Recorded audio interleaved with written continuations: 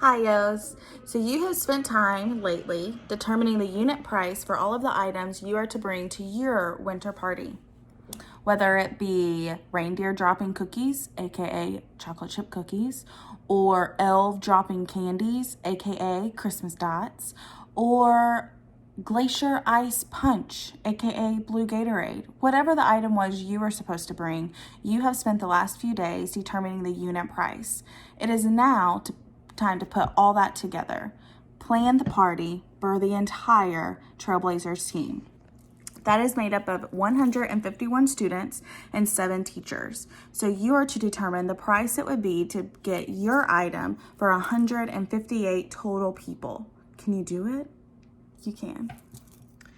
Just like you, myself, my mom, Mother Teresa, and Joseph have been working on our winter party. We decided on a theme, the North Pole Workshop, and we brainstormed items we wanted to bring, as well named who would be filling what role. I am filling as the first food and drink person.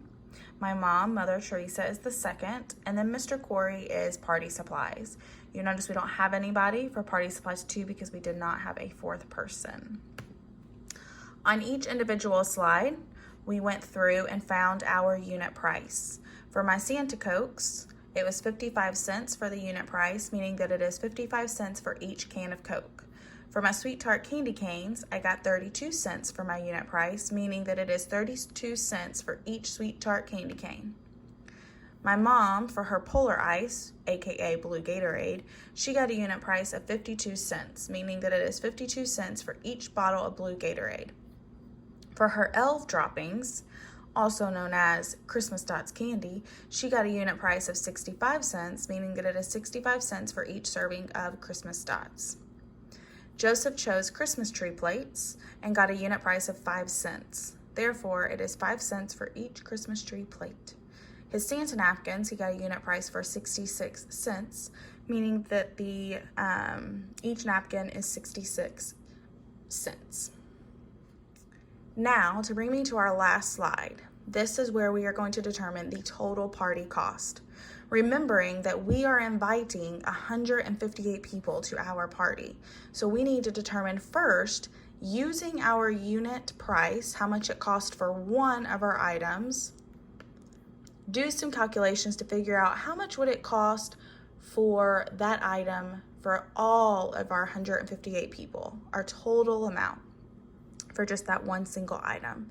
To get this started, I first need to fill in the unit price column. I need to know what is the unit price for my food 1, food 2, drink 1, drink 2, and then my party supply items.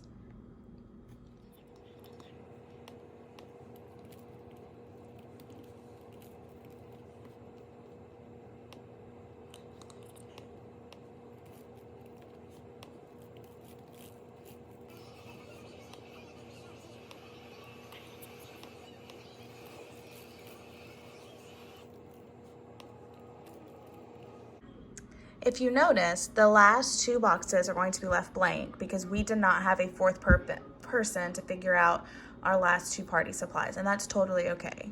If it bothers us, we can go in and fill that in with black to show us that we are not responsible for those boxes. So I went in and I filled in all of the prices for our unit price column. Okay, so now it is time our calculations for the total cost of each item. Well, if I know that, for example, my food 1 is only 55 cents per serving, what could I do to figure out how much it costs for 158 people? Well, using our equivalent ratio knowledge, if I know that this is the cost for 1, then I can simply multiply this by 158 to figure out the price for 158 people. Yeah, so 0.55 times 158, because again, that is how many people we are inviting. I figure that out, 55, 158.